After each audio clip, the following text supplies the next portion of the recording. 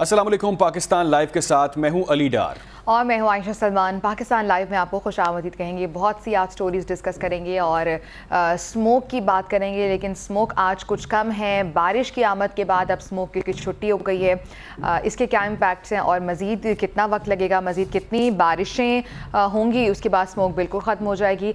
और जो स्पोर्ट्स के हवाले से खबरें आ रही हैं ICC वर्ल्ड कप की, अगर मगर का जो खेल है और पाकिस्तान के साथ क्या पोजीशन है।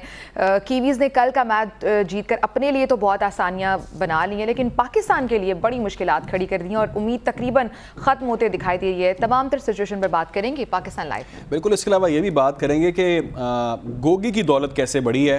ये एक अहम सवाल है, आजकल सब कर रहे हैं। इससे पहले कल नून लीग ने किया, आज पीपल्स पार्टी ने किया, अलीम खान साहब भी ये बात कर रहे हैं और सवाल कर रहे हैं कि आखिर दौलत बढ़ी कैसे है। तो उसको हम डिस्कस करेंगे और ये भी बात करेंगे कि PIA का खसारा अब 117 अरब का हो गया है। इस पर डिस्कशन भी करेंगे, किसी माहिर मईशत को भी लेंगे और देखेंगे कि इसका हल क्या है, किस तरह से इस खसारे से बाहर निकलना है और इन पैसों के अंदर क्या कुछ हम मुल्क में कर सकते हैं। और शहर कायद से भी खबरें हैं हमारे पास। इसके अलावा स्टॉक मार्केट से भी कुछ खबरें होंगी पाकिस्तान लाइव में। सबसे पहले टॉप स्टोरीज तो हमने आपको बता दी हैं, जिक्र करेंगे गजा की भी बात आज लाजमी करेंगे। गजा में बहुत इंपॉर्टेंट डेवलपमेंट्स। हाँ, और जो खबरें आ रही हैं कि सीज़ फायर की तरफ जा रहे हैं। 3 दिन का सीज़ फायर हो सकता है, किन शराइत पर होगा और क्या 3 दिन का ही होगा, उसके बाद क्या सिचुएशन होगी। तमाम तर सिचुएशन पर पाकिस्तान लाइव में बात करेंगे। अभी हम बात करेंगे स्मोक की। कल रात 2 बजे के बाद जो बारिश हुई है, उसके बाद स्मोक किसी हद तक कम तो हो गई है और सर्दी की आमद भी हो गई है। अब ठंडक फील हो रही है मौसम। बिल्कुल ठंडक तो हो गई है, लेकिन ये कि स्मोक की छुट्टी जरूर हुई है। सबसे इंपॉर्टेंट जो डेवलपमेंट है उससे भी बताएं नाज़रीन को, क्रैकडाउन के हवाले से क्या चल रहा है। मॉल रोड, आबिद मार्केट और यहाँ क्रैकडाउन तो चल ही रहा है। लाहौर पुलिस ने मुतादिद मार्केट्स भी बंद करा दिए हैं। खिलाफवर्जी पर दुकानदार को गिरफ्तार भी किया जाएगा। पुलिस की जानिब से कहा गया है स्मोक के पेश नज़र लाहौर में स्मार्ट लॉकडाउन पर अमल दरामद का नफाज हुआ। डिवीजनल SPs और पुलिस की भारी नफरी ने क्रैकडाउन किया है। Mall Road, Abid Market, McLeod Road पर ऑपरेशन भी इस वक्त जारी है। लाहौर पुलिस ने बहुत सी मार्केट्स जिन्हें बंद करवा दिया गया है। लॉकडाउन के पेश नज़र स्मार्ट लॉकडाउन लगाया था पंजाब गवर्नमेंट ने। स्मोक के पेश नज़र लाहौर में स्मार्ट लॉकडाउन पर अमल दरामद का आगाज़ भी हो चुका है। डिवीजनल SPs और पुलिस की भारी नफरी क्रैकडाउन भी कर रही है। Mall Road, Abid Market, McLeod Road पर ऑपरेशन भी जारी है और पंजाब गवर्नमेंट की जानिब से कहा गया था कि 3 दिन मार्केट्स बंद रहेंगी और स्मार्ट लॉकडाउन की तरफ जाया जाएगा।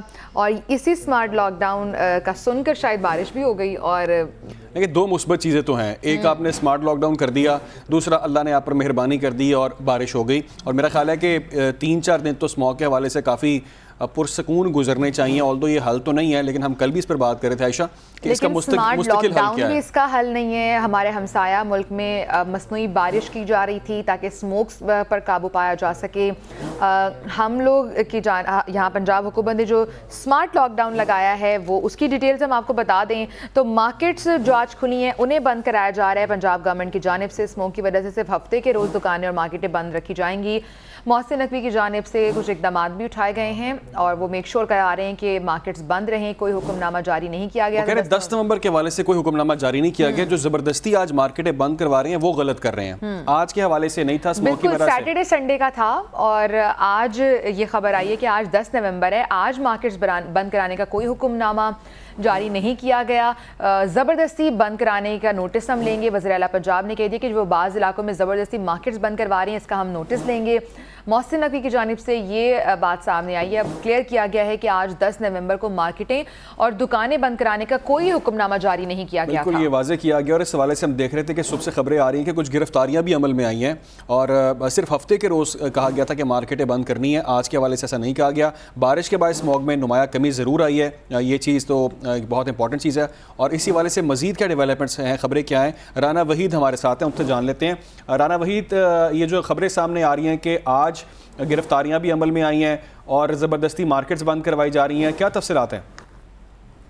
जी बिल्कुल, जो है ये बाद इलाकों के अंदर जो है आज सुबह से जो है वो मोहसिन नकवी की जानिब से जो देखा नोटिस लिया गया है कि जो जबरदस्ती पुलिस एहलकार जो हैं वो दुकानें बंद कराने में मसरूफ थे। तो उस हवाले से उनकी जानिब से जो दुकानें बंद कराने का सिलसिला था वो अभी जारी था कि बहुत सी शिकायत जो हैं वो चीफ मिनिस्टर को मसूल हुई, जिसके बाद उन्होंने जो है ये आला हुकाम की रिपोर्ट भी तलब की है कि जिन इलाकों के अंदर पुलिस और दीगर अदारे जो हैं जिला इंतजामिया के उनकी जानिब से जो ताजर बरादरी और दीगर दुकानदारों को जो है वो जबरदस्ती दुकानें बंद कराने और उनके खिलाफ कार्रवाई करने का अमल जारी था। तो इस हवाले से वज़ीर-ए-आला पंजाब मोहसिन नकवी ने एक रिपोर्ट भी चीफ सेक्रेटरी से तलब कर ली है और इन आला हुकाम से जो कि ठीक है राना वहीद, आपने तफसीलन सूरत हाल के हवाले से अपडेट किया, बहुत शुक्रिया आपका।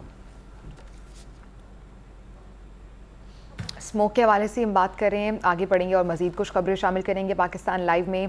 और स्मोक के हवाले से अभी जो खबर है कि आलूदा शहरों में लाहौर अब 10वें नंबर पर आ गया है। कल की बारिश के बाद कुछ AQI में भी कमी आई है, 130 अब लाहौर में AQI रिकॉर्ड किया गया है। लाहौर की फ़ज़ा शहरियों के लिए अब बेहतर है। स्मोक की छुट्टी हो गई है, बारान रहमत बरसने से मौसम निखर चुका है। स्मोक के पेश नज़र कई अजला में स्मार्ट लॉकडाउन भी नाफिज किया गया है। 3 दिन का ये स्मार्ट लॉकडाउन था, तो स्मोक की अब समहाउ छुट्टी हो चुकी है और स्मार्ट लॉकडाउन का निफाज भी जारी और काफ़ी नीचे AQI आ गया, जो कल 650 भी जा रहा था वो अब हंड्रेड्स में आ गया और ये बहुत खुशाइन चीज़ है। इसी पर मजीद मालूमात हमारे पास जो है वो हासिल करेंगे हम शराज निसार से। शराज, क्या अपडेट्स हैं लेटेस्ट? जी बिल्कुल, स्मोग में कमी के बायस शहरियों ने सुख का सांस लिया है। आज सुबह लाहौर में 4.5 मिलीमीटर बारिश के बाद स्मोग में वाज़िया तौर पर कमी आई है और आइंदा 3 रोज़ तक अगर जो SOPs बनाए गए हैं स्मोग को कंट्रोल करने के लिए उस पर अमल दरामद होता रहा तो स्मोग में मज़ीद कमी आएगी। इस वक्त हम गुलबर्ग के करीब एक नाके पर मौजूद हैं, जो 70 नाके लाहौर में इसी तरह के लगाए गए हैं। हम जो ऑफिसर मौजूद हैं उनसे बात करते हैं। बिल्कुल, जैसा कि अफसरान बाला की तरफ से सख्त किस्म की इस पे हदायत हैं कि SOP को मुताबिक करना, हमने इसको फॉलो करना है और स्मोक को कंट्रोल करने के लिए जो SOP बनाई गई है उसको हमने फॉलो करना है, उसको कम से कम दर्जे पे लेके आना है स्मोक को, उसकी इंशाल्लाह पूरी उसको फॉलो कर रहे हैं। ये बड़ी अहम बात है कि पाकिस्तान पर अल्लाह की रहमत हुई है, खासकर लाहौर पर। आज जो लाहौर है जो गुज़िश्ता रोज़ नंबर 1 पर था, आज 11वें नंबर पर है और दिल्ली जो इंडिया का शहर है वो आज पहले नंबर पर आ गया है। अगर शहरी SOPs पर अमल दरामद करते रहे मज़ीद 3 रोज़ तक तो स्मोक में मज़ीद कमी वाक़या होगी और हम गले, कान और आँख, नाक की बीमारियों से बच सकेंगे। ठीक है जी, बीमारियों से भी बच सकेंगे। बहुत शुक्रिया, हमें स्मोक की सूरत हाल से अपडेट करे थे हमारे नुमाइंदे। एक और नुमाइंदे का रुख करेंगे, शब्बीर हैदर इस वक्त एक हॉस्पिटल में मौजूद हैं, एक प्रोफेसर डॉक्टर के साथ मौजूद हैं। स्मोक के हवाले से लोगों में क्या बीमारियाँ पाई जा रही हैं और किस तरह से इसको ओवरकम किया जा सकता है, शब्बीर बताएंगे। आज होने वाली बारिश से एक तरफ मौसम खुशगवार तो दूसरी तरफ स्मोक की कमी की शिद्दत में भी कमी वाक़या हुई। इस हवाले से अगर बात की जाए तो इस बारिश के बायस जो है नाक, कान, गला और सांस के मरीज़ों में जो दुश्वारी है उसमें भी कमी महसूस की जा रही है। और मैं बात करूँ कि मेरे साथ इस वक्त मौजूद हैं प्रोफेसर डॉक्टर अशरफ ज़िया साहब जिन्ना अस्पताल से, उनसे पूछते हैं। जी बहुत शुक्रिया। जो अगर पहली बात हम करते हैं कि जो स्मोक है उसमें तो खातर खा कमी हुई है बारिश के साथ, और उसमें जो आगे जो नए मरीज़ हैं जो स्मोक की वजह से मुतासर होते हैं उसमें कमी होगी। लेकिन जो मरीज़ पहले मुतासर हो चुके हैं स्मोक के साथ, जिनको सांस की प्रॉब्लम हो चुकी है या कोई दूसरी प्रॉब्लम हो चुकी है, उनके लिए ये कि ये मौसम में जो चेंज है, यकदम जो शिद्दत है, जो जैसे मौसम यकदम ठंडा हो गया है, ये थोड़ा सा तशवीशनाक भी हो सकती है।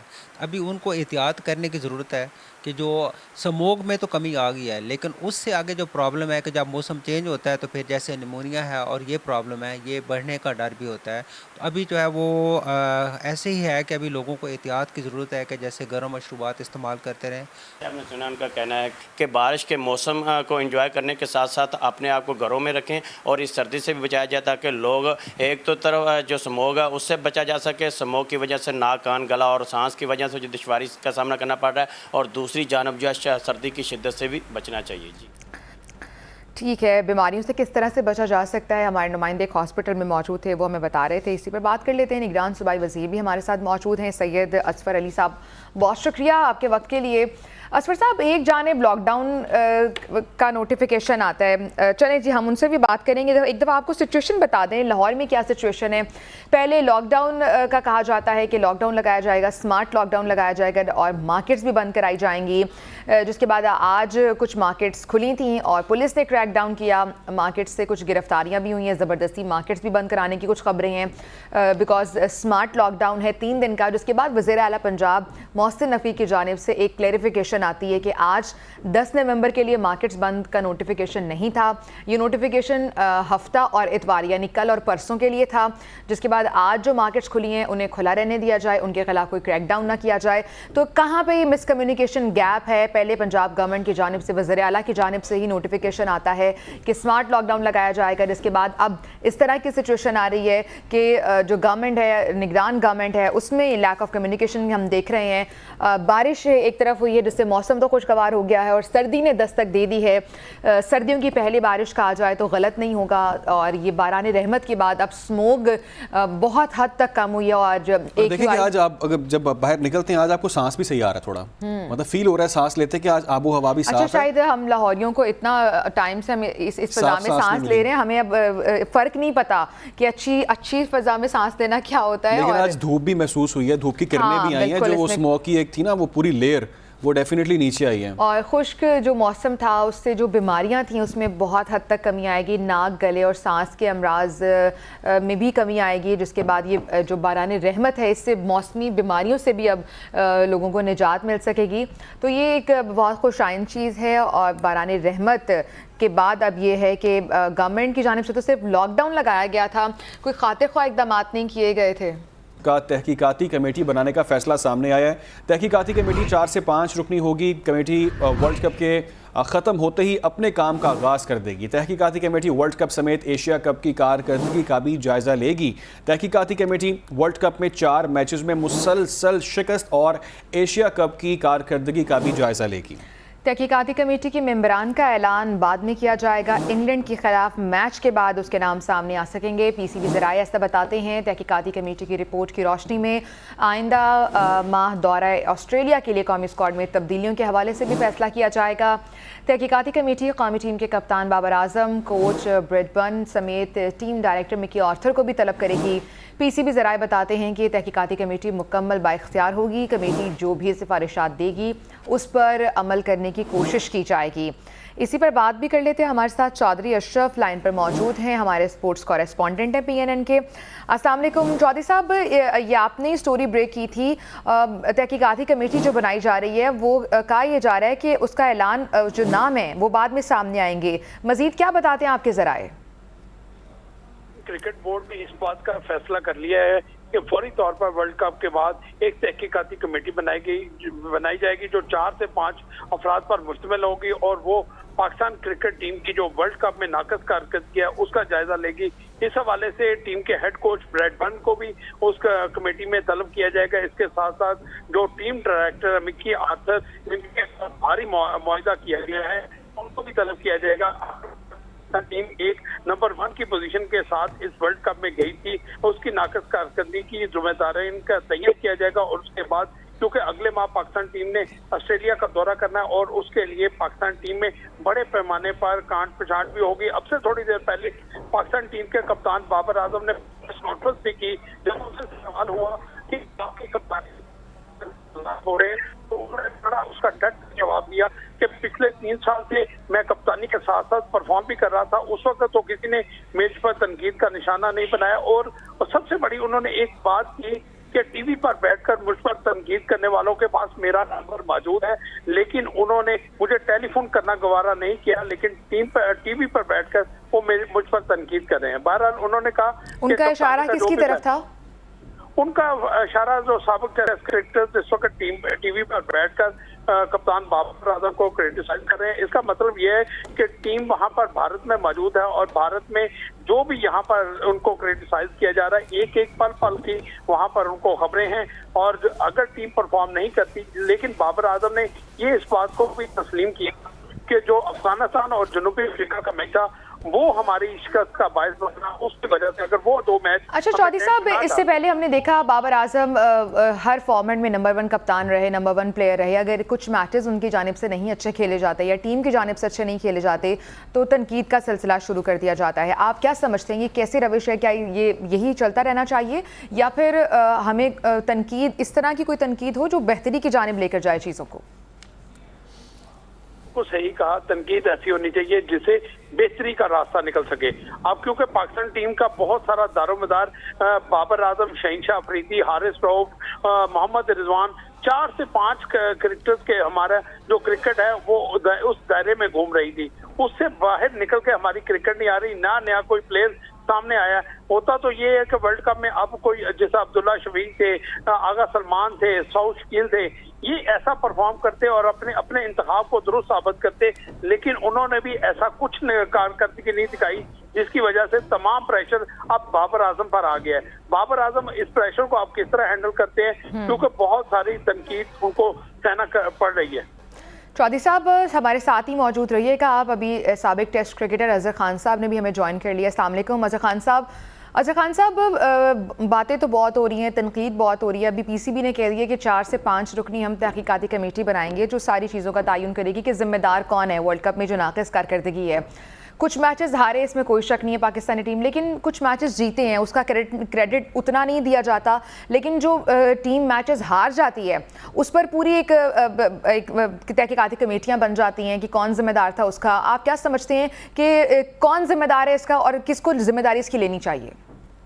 क्योंकि जिम्मेदारी जो है ना, वो अभी तो आखिरी मैच कल पाकिस्तान में खेल रहा है।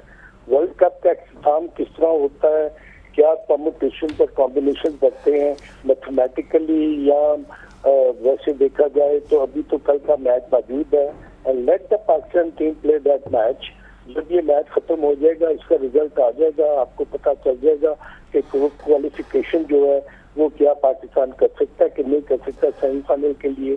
तो उसके बाद जब टीम आएगी तो देखें पाकिस्तान का जो प्रॉब्लम है ना। अजहर खान साहब, that's so nice of you, that's so mature of you. आपकी मैच्योरिटी नज़र आ रही है जो भी आपने बात की है कि पहले मैच खेलने दें, कल आखिरी मैच खेलने दें, फिर इस पर बात करेंगे।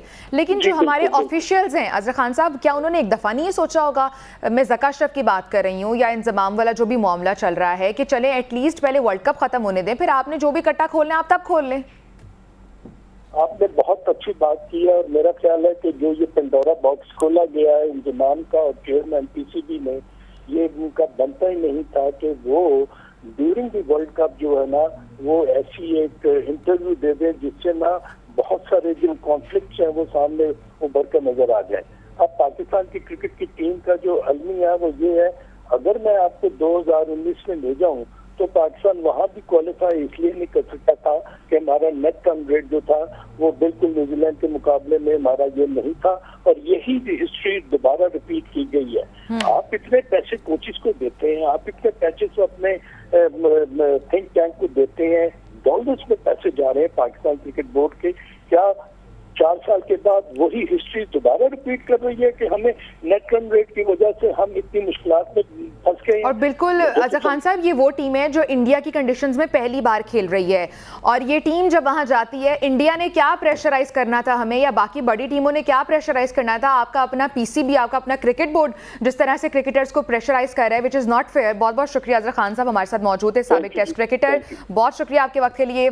चौधरी अशरफ भी हमारे साथ मौजूद थे, हमारे स्पोर्ट्स कॉरेस्पॉन्डेंट है। चौधरी अशरफ, बहुत शुक्रिया आपका। कल का मैच है और कल के मैच में जीत के बाद अब कीवीज तो सेमीफाइनल में जगह बना चुके हैं, उनका आगे का रास्ता आसान हो चुका है, लेकिन पाकिस्तान के लिए मुश्किलात बढ़ चुकी हैं। तकरीबन ये कहा जाए कि उम्मीद खत्म हो चुकी है तो गलत नहीं होगा। पाकिस्तान अगर सेमीफाइनल पहुंचना चाहता है तो एक बहुत बड़े मार्जिन से हराना होगा। वर्ल्ड कप में जो नाकामी है, या इस पर हम बात करेंगे कल के मैच के बाद। तो कल का मैच बहुत अहम है, बहुत अहम है। कल का मैच प्लानिंग के तहत खेलेंगे। कप्तान बाबर आजम की भारतीय शहर कोलकाता में यह प्रेस कॉन्फ्रेंस भी है। बोले कि फ़खर जमान 20 से 30 ओवर्स है तो हदफ तक पहुंच सकते हैं। 3 साल से कप्तानी कर रहा हूं, मुझ पर कोई दबाव नहीं है। टीवी पर बैठकर बोलना आसान है, सबकी अपनी राय और सोचने का तरीका होता है। तो ये बाबर आजम ने अब से कुछ देर पहले ये प्रेस कॉन्फ्रेंस की है जिसमें उन्होंने बड़ी अच्छी बातें की हैं और उन्होंने कहा है कि हमें सब पता है जो हम पर तनकीद कर रहे हैं। कल का मैच बहुत अहम है, प्लानिंग के तहत हम चलेंगे। फ़खर अमान से उन्होंने एक बार फिर उम्मीदें लगा ली हैं, कहा है कि 20 से 30 ओवर्स अगर वो खेल गए तो मैच का पासा पलट जाएगा। पाकिस्तान लाइव में बहुत सी खबरें शामिल करेंगे एक ब्रेक के बाद, हमारे साथ रहिएगा।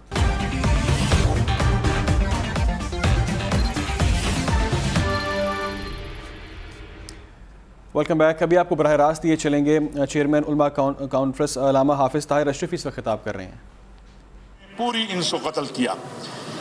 आज जहां हमें पैगाम पाकिस्तान के जरिए वहदत का पैगाम दिया है, वहाँ हम ये समझते हैं कि जो उम्मत मुस्लिमा के मसाइल हैं और जो उम्मत मुस्लिमा के मसाइब हैं, खा वो फ़लस्तीन है, कश्मीर है या दीगर मसाइल हैं, उसका हल भी वहदत उम्मत में है।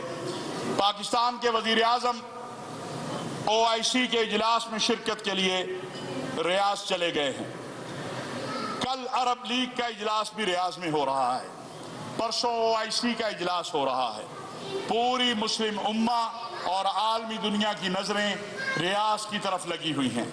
हम उम्मीद करते हैं और हमारी तवक्को है और हमारी ख्वाहिश है और हमारी दुआ है कि अल्लाह तबारक व तआला रियाज से हमारी मुस्लिम क़यादत को ऐसा फैसला करने की तौफीक दे जिससे मुस्लिम उम्मा के ये जो जख्मों से खून बह रहा है, इस पर सिर्फ मरहम पट्टी ना हो बल्कि इसका मुस्तकिल हल निकले।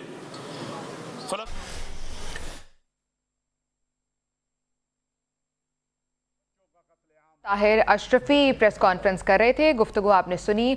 पाकिस्तान लाइव में मजीद बहुत सी खबरें शामिल करेंगे। ब्रेक पे जाने से पहले हम बात कर रहे थे क्रिकेट के हवाले से, अभी कुछ खबरें पॉलिटिक्स के हवाले से भी हैं पाकिस्तान में। बहुत सारी खबरें हैं, सियासी मंजरनामे की बात करते हैं। और नाजरीन, सियासी मंजरनामे की बात करें तो एक और नया महाज खुल चुका है। चेयरमैन PTI की फ्रंट पर्सन फराह गोगी के हवाले से कुछ इंकशाफात और सनसनीखेज इंकशाफात सामने आ रहे हैं। इस्तेकाम पाकिस्तान पार्टी के सदर अलीम खान ने भी चेयरमैन PTI पर संगीन नौयत के इल्ज़ामात आयद कर दिए हैं। दूसरी जानिब पीपल्स पार्टी ने भी एक बार फिर खुलकर अपने तहफ़्फ़ुज़ात का इजहार किया है। तो ये सियासी मंजरनामे पर नई डेवलपमेंट सामने आ रही हैं। फराह गोगी के हवाले से बड़े अहम इंकशाफात इस वक्त सामने आ चुके हैं और बहुत सारी खबरें ये हैं कि उन्होंने ट्रांजैक्शंस कुछ उनके अकाउंट्स में हुई हैं और मार्च 2018 से अप्रैल 2022 तक 47 अलग अलग ट्रांजैक्शंस हुई हैं। ज़रा ये बताते हैं, खातों में 42 करोड़ 60 लाख रुपए जमा करवाए गए हैं। ज़रा इस बात की भी तस्दीक कर रहे हैं। ये रकम फराह गोगी के ज़ाती अकाउंट्स में जमा करवाई गई है और मज़ीद अहम इंकशाफात ये किए जा रहे हैं इस हवाले से। और बताया जा रहा है कि उन्होंने इसका भरपूर फ़ायदा उठाया इस टेन्योर का। जी हाँ, इस्तेकाम पाकिस्तान पार्टी के सदर अलीम खान कहते हैं कि नया पाकिस्तान फराह गोगी बना रही थी। चेयरमैन PTI अपनी औलाद समेत किसी के साथ मुखलिस नहीं है। जो अपनी औलाद का नहीं हो सकता उसने हमारा क्या होना था। तिजोरी घर वाली भर रही थी और हमें कहता था कि रियासत मदीना बनाओ। उन्होंने क्या कहा, आपको भी दिखाते हैं। घर में तिजोरी में पैसे फराह गोगी इकट्ठे करके भेज रही थी। माशाल्लाह बुजदार साहब भेज रहे थे, KP से आ रहे थे, पैसे घर में आ रहे थे, तिजोरी अपने घर वाली के पास थी और माशाल्लाह आंखों पे पट्टी बंदी थी और हमें समझाता था मदीना की रियासत। शर्म ही नहीं आती इंसान को। लेकिन घर में अगर तिजोरियां भरी जा रही हो और कोई ना पूछ रहा हो तो इसका क्या मतलब है कि आप शामिल हैं इस काम में, इस बेईमानी में, इस करप्शन में आप शामिल हैं। ये हो ही नहीं सकता कि आपकी इजाजत के बगैर आपके घर में पैसे इकट्ठे हो रहे हो, तिजोरियां भरी जा रही हो। ये जब आपके हालात हो, आप कौम को आगे क्या सिखा रहे हैं? नया पाकिस्तान। नया पाकिस्तान फराह गोगी ने बनाना सी। तो ये कुछ अहम संगीन नौयत के इल्ज़ामात हैं जो अब्दुल अलीम खान लगा रहे हैं। वो कह रहे हैं कि पहली दफ़ा नहीं लगा रहे, पहले भी लगा चुके, लेकिन इस बार जो उसकी हिद्दत और शिद्दत है वो काफ़ी ज़्यादा है। वो कह रहे हैं कि उनकी घरवाली जो है वो तिजोरियाँ भरती थी और ये बातें करते थे कि हम रियासत मदीना बनाएंगे। तो मेरा ख्याल है डेफिनेटली ये जो इल्ज़ामात तो लग रहे हैं लेकिन उसके ऊपर एक प्रॉपर इन्वेस्टिगेशन होनी चाहिए और अगर वाकई में वो जिम्मेदार हैं तो उनको कैफरे किरदार तक पहुँचाना चाहिए। और ये देखना होगा कि जो इल्ज़ामात लगाने वाले हैं उनके उस वक्त के बहुत करीबी थे। आगे बढ़ेंगे, पीपल्स पार्टी के रहनुमा खुर्शीद शाह भी मुखालिफिन पर कड़ी तनकीद कर रहे हैं। बिल्कुल, उनका भी बयान सामने आया। वो कहते हैं कि वज़ीर आज़म हाउस आज भी उनके हाथ में है जिनके हाथ में पहले था। सिलेक्शन हुई तो मुल्क का फ़ायदा नहीं बल्कि नुकसान होगा। हम अवाम के सामने जवाबदेह हैं। निगरान हुकूमत को फ़लस्तीन के मसले पर आवाज़ बुलंद करनी चाहिए। फ़लस्तीन की सूरत हाल पर मुसलमानों की बेबसी नज़र आती है। क्या कहते हैं वो देख लेते हैं। मैं ये कहता हूँ कि अगर 4 दिन जेल में चले जाते मियाँ साहब तो सियासतदानों का कद बढ़ जाता, हमारी वर्करों की इज्जत हो जाती कि वो सीधे जेल में जाते। ये एक नई रवायत बन गई है कि हाई कोर्ट चली जाए और कहते नहीं हम तो फलाने को ले गए थे, फलाने को ले गए थे। हाई कोर्ट के रजिस्ट्रार जाए और थंब वहाँ ले, रेड कारपेट बिछाओ फिर जाओ। ये क्या मैसेज दे रहे हैं हम पब्लिक को? इसमें नवाज शरीफ का कद छोटा हुआ है, बड़ा नहीं। पीपल्स पार्टी का वजूद पंजाब से हुआ है और पंजाब के लीडर लोग उस वक्त के जब तो हमारा 10% रेशो था। इसी तमाम तर सूरत हाल पर बात करेंगे। हमें ज्वाइन किया है पीपल्स पार्टी की सीनियर रहनुमा है शहला रज़ा साहिबा। शहला रज़ा साहिबा, बहुत शुक्रिया आपके वक्त के लिए। यकीनी तौर पे आज आपका बड़ा एक मसरूफ़ दिन था और आज आपने हमें वक्त दिया, बहुत शुक्रिया। पीपल्स पार्टी के हवाले से हम देख रहे हैं कि मुसलसल तहफ़्फ़ुज़ात सामने आ रहे हैं और खुलकर खुर्शीद शाह साहब ये बात बार बार कर रहे हैं। पहले भी वो कह रहे थे कि लेवल प्लेइंग फील्ड नहीं है, कुछ बैकडोर मुज़ाकरात चल रहे हैं, नून लीग को हम पे मुसल्लत करने की एक प्लानिंग की जा रही है। अब भी वो कह रहे हैं कि जी वज़ीर आज़म हाउस जो है वो आज भी उनके हाथों में। किन के हाथों में शहला साहिबा? खुल के बात क्यों नहीं कर रहे? ख्याल में कि इतना ज्यादा खुल के बात नहीं हो सकती है और सबने देखा है कि किस तरह से प्लान किया जा रहा है। एम्बेसडर से मिलना, एम्बेसडर का मिलना लंदन में आके, फिर उसके बाद यहाँ पर उनको सहूलत दिए जाना जो एक मुल्जिम को मिलती है, उनको प्रोटेक्टेड बेल मिलना, उनका पुलिस के आगे सरेंडर न करना और पंजाब में स्कूलों के बच्चों से स्कूल टाइम में पढ़ने के बजाय उनकी आमद पे जो पानी की बॉटल्स बांटी जानी थी उन पे लेबल लगाना, उनको सहूलतकारी देना जलसे में और उनके लोगों का मुख्तलिफ पावरफुल जगहों पे होना, इसमें दो राय क्या है? हम तो खुल के बात कर रहे हैं और खुल के बात करेंगे और अब हमें ये भी लग रहा है कि बहुत सारी ऐसी जगहें हैं जहाँ पे बहुत सारी ऐसी छोटी बड़ी पार्टीज उनको जो है पता नहीं किस तरह से उनके साथ बिठाया जा रहा है, कोई सर पैर नहीं समझ आ रहा। तो हंस भी रहे हम तो कि हमने तो हमेशा यही होते देखा है और हम हर तरह के मैनिपुलेशन के बाद भी इलेक्शन में जाने को तैयार नहीं है और इंशाल्लाह शेड्यूल मिलते ही हमारा काम भी होगा और हम हमारी मुहिम का आगाज हो चुका है और बाकायदा हम 13 नवंबर को हमारा बहुत बड़ा जलसा थर में होगा और उसको पूरे सिंध के बजाय सिर्फ थर के अवाम भरेंगे, जिसको सिर्फ पानी भर सकता है या फिर पीपल्स पार्टी भर सकती है, इतनी बड़ी जगह है। शैला साहिबा भी आपने कहा कि आप ये सूरत हाल देकर हंस रहे हैं, तो हम भी इस बात को देकर हंस रहे हैं कि अगर आपको लेवल प्लेइंग फील्ड नहीं मिल रही, अगर वज़ीर आज़म हाउस आज भी उनके कंट्रोल में है, तो फिर किस तरह से आपका वज़ीर आज़म जियाला बनेगा, जियाला वज़ीर आज़म होगा मुल्क का? रहे हैं यही तो हम समझा रहे हैं कि आप सिलेक्शन कमेटी के सिलेक्शन के मुंतज़िर हैं और हमारे लिए आज भी ताकत का सरचश्मा अवाम है। आप वोट को इज्जत दो पे बात नहीं कर रहे हैं, आप पावर से पावर लो की बात कर रहे हैं।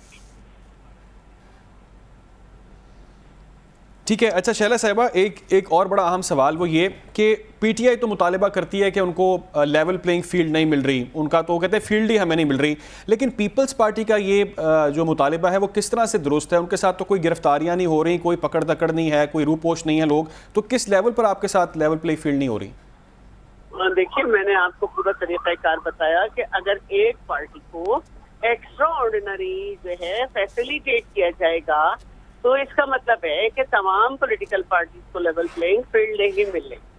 लोग जो है वो बात अब सब बात कर रहे हैं, मौलाना फजलुर रहमान है, अशक सही है, सबने बात की और ये सबसे पहले हमने ही शुरू की कि भाई पावर से पावर लो पे आप वोट से इज्जत दो से आप पावर से पावर लो पे चले।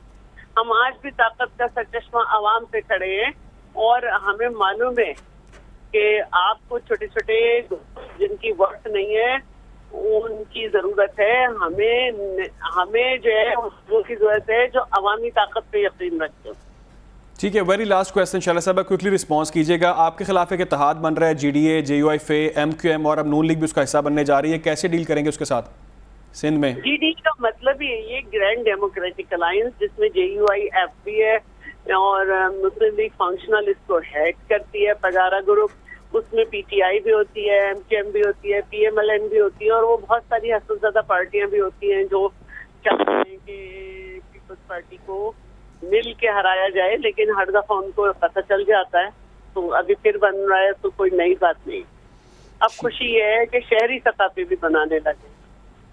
चलें, लेट्स सी। शैला साहिबा, बहुत शुक्रिया, आपके वकील रहनुमा पीपल्स पार्टी हमारे साथ मौजूद थी और उन्होंने हमें पीपल्स पार्टी के मौक़िफ़ के हवाले से तफसीलन बताया कि जो लेवल प्लेइंग फील्ड का मुतालिबा है वो दरअसल है क्या, और जो तहफ़्फ़ुज़ात का इजहार किया जा रहा है, बार बार खुर्शीद शाह इस पर फ्रंट फुट पर आके बात कर रहे हैं, बार बार कर रहे हैं। इससे पहले भी उन्होंने तहफ़्फ़ुज़ात का इजहार किया और कहा कि हम पर मुसल्लत करने की कोशिश की जा रही है, और आज फिर उन्होंने यही बयान दिया कि जो वज़ीर आज़म हाउस है वो आज भी उनके हाथों में है। आगे बढ़ते हैं और बात कर लेते हैं गज़ा की ताज़ा तरीन सूरत हाल के हवाले से। आयशा, तो जंगी जुनून में मुब्तला इसराइल शुमाली गज़ा में 4 घंटे की जंगबंदी पर अब रजामंद हो गया है। अमरीकी कौमी सलामती के तर्जुमान जॉन कर्बी ने इसकी तस्दीक भी कर दी है और वो ये कहते हैं कि इससे शहरियों को दूर महफूज इलाकों की तरफ इनखला करने में मदद मिलेगी। नाज़रीन, अब तक का गुज़िश्ता 5 दिनों में हमने देखा कि 72,000 अफराद शुमाली गज़ा से जनूबी गज़ा की तरफ नकल मकानी कर चुके हैं। दूसरी तरफ हमास ने ऐसे किसी भी माहदे की तरदीद कर दी है। इस 4 घंटे के सीज़ फायर माहदे से इसराइल और अमरीका क्या अहदाफ हासिल करना चाहते हैं, आज हम ये जानने की कोशिश करते हैं। इंपॉर्टेंट चीज़ ये है। जी हाँ, और शायद यही करने की कोशिश की जा रही थी कि फ़लस्तीनियों को उनके अपने घर से, अपनी सरजमीन से निकाला जाए। आगे बढ़ेंगे। निगरान वज़ीर-ए-आज़म अनवारुल हक काकड़ सऊदी अरब के 3 रोज़ा सरकारी दौरे पर इस्लामाबाद से रियाज़ रवाना हो गए हैं। वज़ीर-ए-आज़म फ़लस्तीन में हालिया सूरत हाल पर मुनक्किदा इस्लामी ताउन तंजीम OIC के सरबराही इजलास में शिरकत भी करेंगे। 3 रोज़ा ये दौरा होगा उनका। वज़ीर-ए-आज़म अपने दौरे के दौरान इजलास में शिरकत के लिए अपने आए मुख्तलिफ सरबराहान ममालिक से भी मुलाकातें करेंगे। 3 रोज़ा उनका ये दौरा होगा। मज़ीद क्या मसरूफियात होंगी उनकी, ये भी जानेंगे। नुमाइंदे खुसूसी से वज़ीर-ए-आज़म इजलास में शिरकत के लिए आए मुख्तलिफ सरबराहान ममलिकत से मुलाकातें भी करेंगे। OIC का ये इजलास है। सऊदी अरब के 3 रोज़ा सरकारी दौरे पर रियाज़ रवाना हो गए हैं। निगरान वज़ीर-ए-आज़म अनवारुल हक काकड़ सऊदी अरब रवाना हुए हैं। उनका 3 रोज़ा ये दौरा होगा। बिल्कुल ये अहम दौरा होगा। और उसके बाद हम ये भी ख़बरें हैं कि OIC जो है वो भी इस मुनक़िद होने जा रही है और उस पर भी एक्सपेक्ट किया जा रहा है कि बहुत जानदार किस्म का OIC का इजलास होगा जो होने जा रहा है इतवार के रोज़, और उस पर मुस्लिम उम्मा की जानिब से एक ठोस किस्म का मौक़िफ़ अपनाया जाएगा। हस्पानवी वज़ीर का कहना था कि यूक्रेन में हलाकतों पर रोने वाले गज़ा में इसराइली बमबारी पर गूंगे बहरे हो गए हैं।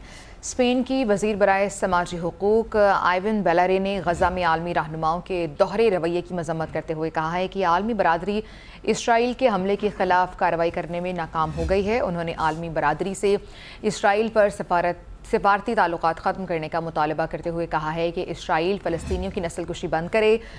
आइवन बेलारे ने मज़ीद कहा कि गज़ा में हज़ारों बच्चों की मौत पर गमज़दा माएँ शिद्दत से चीख कर अपने बच्चों के कत्ल की गवाही दे रही हैं। बच्चों को शहीद किया जा रहा है, लोग वहाँ पर जान की बाजी हार रहे हैं। एक इंसानी अलमिया है जिस पर जितनी भी इसकी मजम्मत की जाए कम है। जमील साहब, 4 घंटे का कहा गया है कि 4 घंटे के लिए जंगबंदी की जाएगी और ये जो लोग वहाँ पर गज़ा के हैं, फ़लस्तीन के हैं, वो दूर दराज इलाकों में जा सकते हैं, ख़ुद को महफूज कर सकते हैं और शुमाल से जनूब की जानिब जा सकते हैं। क्या समझते हैं कि यही एक हल है, ये ज़मीनों से जिनको यहाँ से मुंतशिर करने की कोशिश की जा रही है? क्या ये कोई मास्टर प्लान है अमेरिका का, इसराइल का, जो कर रहे हैं?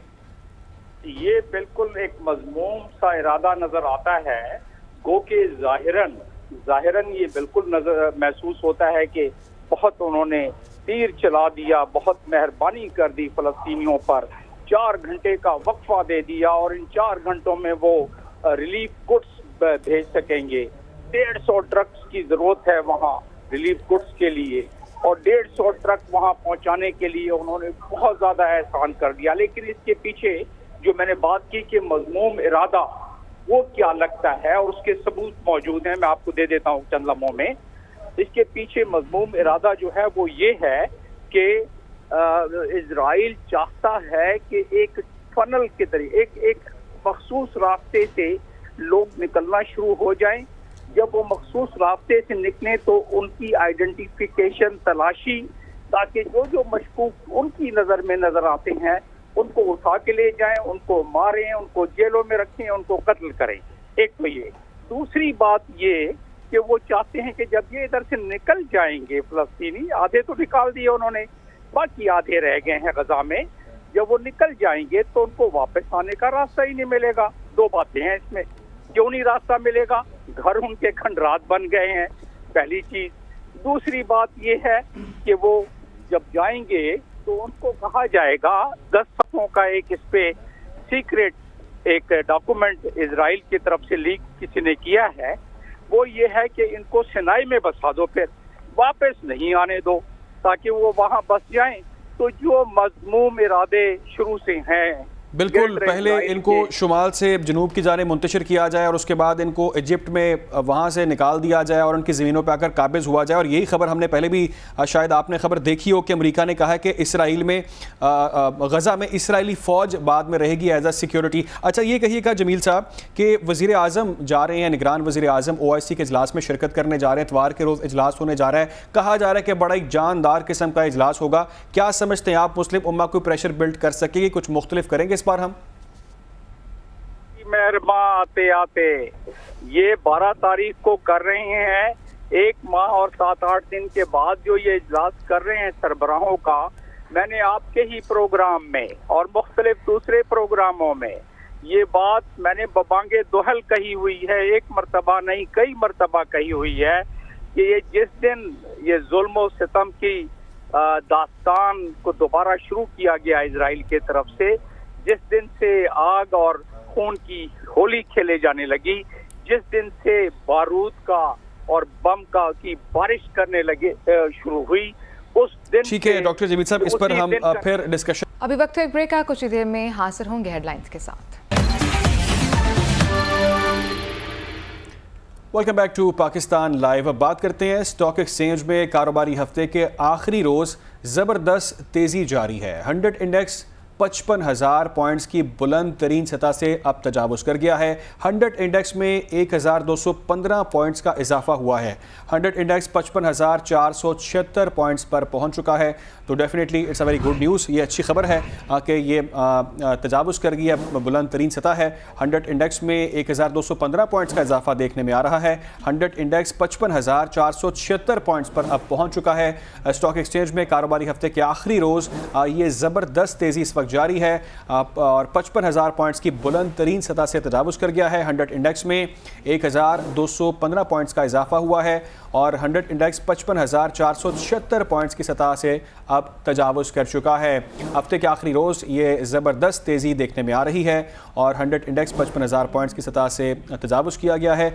1,215 पॉइंट्स का इजाफा देखने में आ रहा है। तफसीलात जानते हैं, मैं ज्वाइन किया है नजीब नाइच ने। नजीब नाइच, आगाह कीजिएगा। जी बिल्कुल, स्टॉक मार्केट में मुसलसल तेजी का रुझान है। 1200 से ज़ायद पॉइंट्स का इजाफा हुआ है। 55,500 पॉइंट्स तक स्टॉक मार्केट पहुंची है। ये बुलंद तरीन सतह है। खास तौर जो आम वजूहात हैं उसकी जो IMF के साथ मुज़ाकरात हैं वो मुस्तकिल में जारी हैं और इम्कान है कि कामयाबी के बाद, मुज़ाकरात की कामयाबी के बाद पाकिस्तान को मज़ीद इसकी रकम भी मिल जाएगी। दूसरी जानिब तरसीलात ज़र में जो इजाफा हुआ है, 2 अरब 50 करोड़ डॉलर जो है अक्टूबर के माह में गैर मुल्की मुकीम जो पाकिस्तानी हैं उन्होंने पाकिस्तान भेजे हैं। और दूसरी जानिब सुकूक बॉन्ड्स की जो आलमी मार्केट है उसमें बेहतर परफॉर्मेंस पाकिस्तानी बॉन्ड्स की के बायस भी जो है स्टॉक मार्केट में मुसलसल बेहतरी का रुझान बरकरार है। डॉलर के हवाले से बात की जाए तो डॉलर पर दबाव अभी बरकरार है। खासतौर जो LCs खोली गई हैं उसके बाद जो इम्पोर्टर्स हैं वो पेमेंट कर रहे हैं, जिसके बाद डॉलर में इजाफा देखा जा रहा है। मुख्तलिफ जो करेंसी एक्सपर्ट्स हैं उनका ये कहना है कि ये इजाफा आर्जी है और कुछ दिन बाद करेंसी मार्केट में इससे काम नजर आ जाएगा। जी ठीक है नजीब नाइच, आपने तमाम तर सूरत हाल से तफसीलन अपडेट किया, बहुत शुक्रिया आपका। करेंसी मार्केट में डॉलर की मुसलसल उड़ान जारी है। इंटरबैंक में डॉलर 55 पैसे महंगा हुआ है और अब 287 रुपये 45 पैसे का हो चुका है डॉलर। गुज़श्ता कारोबारी रोज़ डॉलर 286 रुपये 90 पैसे पर बंद हुआ था। बिल्कुल आपको अपडेट करेंगे। गुज़िश्ता कारोबारी रोज़ डॉलर 286 रुपये 90 पैसे पर बंद हुआ। ओपन मार्केट में डॉलर का 288 रुपये पर लेन देन जारी है। करेंसी मार्केट में डॉलर की मुसलसल उड़ान इस वक्त जारी है। इंटरबैंक में डॉलर 55 पैसे महंगा हो गया है और ये मुस्बत चीज़ है कि स्टॉक मार्केट में अब तेज़ी भी देखी जा रही है। गुज़िश्ता कारोबारी रोज़ डॉलर 286 रुपये 90 पैसे पर बंद हुआ था। ओपन मार्केट में डॉलर का 288 रुपये पर लेन देन भी इस वक्त जारी है। करेंसी मार्केट में डॉलर की मुसलसल उड़ान जारी है। इंटरबैंक में डॉलर 55 पैसे महंगा हुआ है। इंटरबैंक में डॉलर 287 रुपये 45 पैसे का हो गया है। गुज़िश्ता कारोबारी रोज़ डॉलर 286 रुपये 90 पैसे पर बंद बंद हुआ था। ओपन मार्केट में डॉलर का 288 रुपये पर लेन देन जारी है। करेंसी मार्केट में डॉलर की मुसलसल उड़ान जारी है। इससे पहले हमने देखा कि जो क्रैकडाउन हुए और जो ये कार्रवाइयाँ की गई, उसके बाद हमने देखा कि डॉलर का रेट नीचे आया और रुपया मजबूत हुआ। तो ये तसलसल अब डेफिनेटली बरकरार रहेगा इस हवाले से, और आपको ये अपडेट कर रहे हैं।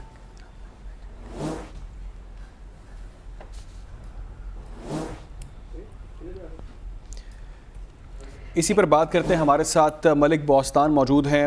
बोस्तान साहब, बहुत शुक्रिया आपके वक्त के लिए। हम देख रहे थे कि डॉलर के रेट के अंदर थोड़ी कमी आ रही थी, रुपया मुस्तहकम हो रहा था, बेहतर हो रहा था, तगड़ा हो रहा था, लेकिन अब फिर से जो है वो डॉलर मजबूत होना शुरू हो गया। इसकी क्या वजूहात हैं पीछे? कोई वजूहात नहीं है, डिमांड है और डिमांड सप्लाई में मार्केट नीचे भी जाती है और ऊपर भी जाती है। जैसे पहले 270 से बढ़ के 330 तक गई, आपने देखा, फिर वो 330 से कम होकर 275 तक आई। अब यह 287 12 रुपये बढ़े है, तो कोई इसमें घबराने की बात नहीं, क्योंकि जिन इम्पोर्टर ने 308 पे जब इंटरकप बैंक रेट था तो उन्होंने अपनी जो है उस वक्त रिटायर करने से, ओपन करने से बंद कर दी। उनको पता था डॉलर गिर रहा है, तो अभी 275 में उन्होंने, हमारा ख्याल था कि 250 में जाके बाइंग करेंगे, लेकिन उन्होंने पहले उनकी डैमेज पार्टनर था तो उन्होंने 275 में बाइंग की। तो डिमांड आई, अब ये डिमांड खत्म होगी, ऑटोमेटिकली डॉलर का रेट जो है इस तरह गिरेगा और वो गिरने की बहुत सी वजूहत है।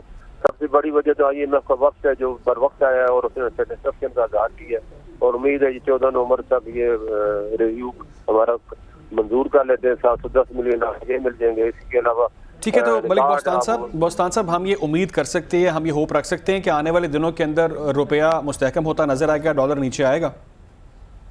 सबसे बड़ी देखो, स्टॉक सबसे बड़ा पैरामीटर 55,000 को पास कर गया और उसकी बुनियादी वजह है कि पाकिस्तान पहली दफा उन 16 ममालिक में शामिल हो गया जिन्होंने सावन वेल्थ फंड कायम किया इंटरनेशनल सतह इन्वेस्टर के लिए, जो कि 100 अरब डॉलर के असास से इसके अंदर इंजेक्ट किए हैं, प्रॉफिटेबल वो भी। और 51 कंट्री में पाकिस्तान शामिल हुआ, 150 ममालिक 200 ममालिक में से। तो ये बहुत बड़ी पाकिस्तान की फख्र की बात है, जिसकी वजह से हमने देखा मुसलसल स्टॉक बढ़ रहा है इस सावन वेल्थ फंड कायम करने की वजह से। जैसे अब बड़े आसानी से अपने 200 ममालिक और ये अपने असासे जो है उसके शेयर बेच सकते हैं, तो उससे पाकिस्तान को आने वाले इन्वेस्टमेंट बढ़ेगी और पाकिस्तान ने वो भी चीजें आपको पता है जितना डिविडेंड। ठीक है, हम ये एक्सपेक्ट कर सकते हैं कि रुपया मजबूत होने जा रहा है और डॉलर अभी नीचे आएगा। बहुत शुक्रिया आपके वक्त के लिए। मलिक बोस्तान हमारे साथ मौजूद थे और उन्होंने बताया कि डेफिनेटली आजकल जो मामला चल रहे हैं उसके बाद हम एक्सपेक्ट कर सकते हैं कि डॉलर नीचे आएगा, रुपया मजीद बेहतर होने जा रहा है। पाकिस्तान लाइव में अब कुछ बात करेंगे लाहौर में स्मोक की जो सूरत हाल है और स्मोक के बायस स्मार्ट लॉकडाउन भी नाफिज किया गया है। डिवीजनल एसपीज़ और पुलिस की भारी नफरी का क्रैकडाउन भी जारी है। मुतादिद मार्केट्स को बंद करवाया गया है, जबकि पुलिस ने मॉल रोड, आबिद मार्केट और मैक्लोड रोड पर भी पुलिस का ऑपरेशन जारी है और ज़बरदस्ती मार्केट्स को बंद करवाया गया है। लाहौर पुलिस की जानिब से खिलाफ वर्जी पर दुकानदार को गिरफ्तार भी किया जाएगा। पुलिस की जानिब से ये बताया गया है स्मोक के पेश नज़र लाहौर में स्मार्ट लॉकडाउन पर अमल दरामद का निफाज कराया जा रहा है। डिवीजनल एसपीज़ और पुलिस की भारी नफरी का क्रैकडाउन भी जारी है। हुकूमत ने गुज़श्ता रोज़ नए नोटिफिकेशन में जुम्मे को मार्केट्स खोलने की इजाज़त दी थी। तफसीलात जान लेते हैं, नुमाइंदा PNN शराज निसार हमारे साथ मौजूद हैं। शराज, लॉकडाउन कितने दिन का है और अगर आज लॉकडाउन नहीं है तो पुलिस की जानिब से ज़बरदस्ती मार्केट्स क्यों बंद कराई जा रही हैं? नजर आया टोटली आज सुबह से शहर भर में पुलिस जो है वो मार्केट ना सिर्फ बंद करवा रही है बल्कि ताजरों को जबरदस्ती गाड़ियों में डालकर भी थानों में ले जाया गया है, जिसके बाद वज़ीर आला पंजाब को प्रेस कॉन्फ्रेंस करना पड़ी है और उन्होंने प्रेस कॉन्फ्रेंस में ये बताया कि आज के दिन का लॉकडाउन नहीं था और बाकी जो 2 दिन है, हफ्ता और इतवार, वो लॉकडाउन का कहा गया है। इस हवाले से 2 रोज़ कबल जो है वो 2 नोटिफिकेशन जारी किए गए। पहले ये कहा गया कि 9 नवंबर से लेकर इतवार तक जो है वो लॉकडाउन रहेगा और 4 रोज़ा लॉकडाउन रहेगा, लेकिन उसके बाद ये कहा गया कि इकबाल डे की वजह से 9 नवंबर को लॉकडाउन नहीं किया जाएगा। फिर जब ताजरों ने प्रेस कॉन्फ्रेंस की तो उसके बाद ये कहा गया कि 10 तारीख को भी लॉकडाउन नहीं होगा और अगर ये वाज़िया तौर पर पैगाम दे दिया गया था और दूसरा नोटिफिकेशन भी जारी कर दिया गया था। तो आज सुबह शहर भर की पुलिस ने क्रैकडाउन किसके कहने पे किया? वज़ीर आला पंजाब ने जो प्रेस कॉन्फ्रेंस किया उसमें उन्होंने बताया कि इस हवाले से नोटिस भी लिया जाएगा और ये पूछा जाएगा। DIG ऑपरेशन अली नासिर रिजवी की तरफ से जो पैगाम दिया गया बड़ा ही बरमला और वाज़िया तौर पर यह कहा गया कि पुलिस 170 नाके लगाई थी जो कि लगे भी हैं और PNN ने भी दिखाया कि जगह जगह जगह पर पुलिस ने छोटे नाके लगाए और जिस तरह SOPs बनाए गए थे और DAG ऑपरेशन की तरफ से हदायत दी गई थी कि अगर 4 अफराद भी गाड़ी में जाते नजर आए तो उनका शनाख्ती कार्ड चेक करके उनको वापस घर भिजवाया जाए और मार्केटें ज़बरदस्ती बंद करवानी पड़ी तो वो भी करवाई जाएँ। अब यहाँ ये देखने वाली बात है कि वज़ीर आला पंजाब जो प्रेस कॉन्फ्रेंस में कह रहे हैं, मोहसिन नकवी जो निगरान वज़ीर आला, कि हमने ऐसा आज के हवाले से कोई ऑर्डर नहीं दिया। तो DAG ऑपरेशन अली नासिर रिजवी अगर ऐसा करवा रहे थे वो किसके कहने पे करवा रहे थे? इस बारे में वज़ीर आला पंजाब का ये कहना है कि इसका नोटिस लिया जाएगा और बाकायदा इंक्वायरी की जाएगी कि जो पुलिस अफसरान उन्होंने दुकानें ज़बरदस्ती क्यों बंद करवाई। जिस तरह आबिद मार्केट में ताजरों को उठा के गाड़ियों में डाला गया तो ताजर जो है वहाँ पर सरापा एहतजाज भी बन गए। इसके अलावा वादत रोड, मुस्लिम टाउन और दीगर इलाकों में भी इसी तरह के वाक़यात पेश आए हैं। मुस्लिम टाउन में जब मार्केटें बंद करवाने के लिए DSP आतिफ मिराज वहाँ पर पहुँचे तो उन्हें ये कहा गया कि वज़ीर आला पंजाब ने प्रेस कॉन्फ्रेंस कर दी है, लेकिन उसके बावजूद पुलिस को जो इत्तला दी गई थी कि आपने मार्केटें बंद ही करवानी है। इस हवाले से मोहसिन नकवी का ये कहना है, निगरान वज़ीर आला पंजाब का, कि बाकायदा इंक्वायरी करवाई जाएगी और ये पूछा भी जाएगा ज़िम्मेदार जो लाहौर पुलिस का अफसर है उससे कि किसके कहने पर जो है जब वज़ीर आला पंजाब की तरफ से वाज़ेह हदायत थी कि ऐसा नहीं करना और 11 तारीख को और 12 को लॉकडाउन किया जाएगा तो फिर ऐसा क्यों किया गया? ताजरों में भी बहुत ही इस हवाले से जो है वो परेशानी पाई गई है कि दुकानें पहले बंद करवाएगी। जब वज़ीर आला पंजाब ने ऐलान किया और प्रेस कॉन्फ्रेंस के ज़रिए बताया कि आज कोई भी लॉकडाउन नहीं है, उसके बाद जो अभी मार्केटें दोबारा खुल गई हैं। जी, मार्केट सभी खुल चुकी हैं। शराज़ साहब बहुत शुक्रिया आपका। और लैक ऑफ कुछ कम्युनिकेशन आज दिखाई दिया है। पहले गवर्नमेंट की जानिब से अनाउंस किया जाता है कि 3 रोज़ा लॉकडाउन होगा और अब कहा जा रहा है कि सिर्फ सैटरडे और संडे के लिए लॉकडाउन है। बात करने के लिए हमारे साथ निगरान सूबाई वज़ीर भी मौजूद हैं, सैयद असफर अली साहब। अस्सलाम वालेकुम, बहुत बहुत शुक्रिया आपके वक्त के लिए। अभी जो हमने देखा लैक ऑफ कम्युनिकेशन के पहले नोटिफिकेशन आता है 3 दिन का, जिसके बाद कहा जाता है कि सिर्फ सैटरडे संडे होगा। आपको क्या लगता है कहाँ से और किस तरफ से गलती हुई है? बड़ा क्लियर था और बड़ा क्लियर है कि जितनी भी दुकानें हैं और जितने भी कारोबारी मराकज हैं ये सिर्फ सैटरडे और संडे को बंद किए जाएंगे। आज कारोबारी मराकज जो हैं और दुकानें बंद करने के लिए चीफ मिनिस्टर साहब के कोई अहकामात नहीं थे, ना ही इसका कोई नोटिफिकेशन इशू हुआ था। अब ये कहाँ पे लैप्स हुआ और इसकी इंक्वायरी करेंगे कि पुलिस ने ऐसा क्यों किया, ये किस जगह पे कर रही है। लेकिन काफी हद तक मार्केटें खुली भी हैं, कई जगह से खबरें आ रही हैं कि मार्केटें बंद कराई गई हैं जो कि नहीं करानी चाहिए थी। अच्छा, असफर अली नासिर साहब, कैसे पुलिस खुद से कोई एक्शन ले सकती है? आप बता रहे हैं कि इस किस्म का कोई नोटिफिकेशन नहीं था, आज जुम्मे का रोज़ है तो यकीनन जो कारोबारी तबका है उनके भी अपने कुछ तहफ़्फ़ुज़ात होंगे, तो पुलिस एक्चुअल के किसके कहने पर ऐसा कर सकती है? जी, मैंने आपसे वही अर्ज किया कि पुलिस को ऐसी कोई डायरेक्शंस नहीं दी गई जुम्मे के हवाले से। ये तमाम जो जितने भी अहकामात अभी आप बता रहे थे वो तमाम लागू हैं सैटरडे और संडे के लिए, यानी कि 11 तारीख और 12 तारीख के लिए। 10 तारीख के लिए कारोबारी मराकज और दुकानें बंद करने के कोई अहकामात ना जारी हुए, ना ही कोई नोटिफिकेशन जारी हुआ।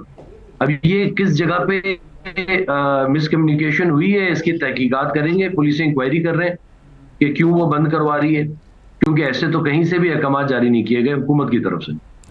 अच्छा नासिर साहब, जो अहकामात जारी किए गए थे उसमें कुछ कारोबार जो हैं उन्हें इस्तिस्ना दिया गया था, जैसे मेडिकल स्टोर्स हैं वो खुले रह सकते हैं, सिनेमास को बंद करने का कहा गया था। तो आप ये क्लेरिफाई कर देंगे कि कौन कौन से कारोबार हैं जो बिल्कुल बंद रहेंगे कल और परसों के लिए और कौन से जो खुले रह सकते हैं? देखें, जो ज़रूरी जैसे मेडिकल स्टोर्स हैं उनकी दी थी। अब ये कि जो शादी करें उनकी इजाजत इसलिए दी थी कि जिन लोगों की शादियों की तारीखें तय हुई हैं, जिनकी बुकिंग्स हुई हुई हैं, पर जरा गैर मुनासिब था ये कि उनको रोक देना, क्योंकि उनकी डेटों का मसला था।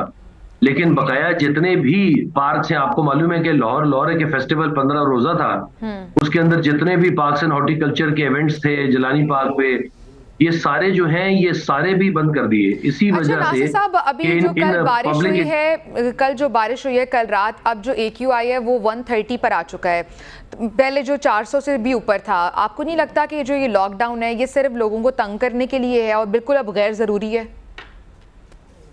ऐसी कोई बात भी नहीं है। गवर्नमेंट का काम लोगों को तंग नहीं करना, बल्कि ये गवर्नमेंट बहुत ही पब्लिक फ्रेंडली है। असल मकसद ये है कि आप ही के लिए, आप बुजुर्गों के लिए, बच्चों के लिए आपने अस्पतालों का रुख किया।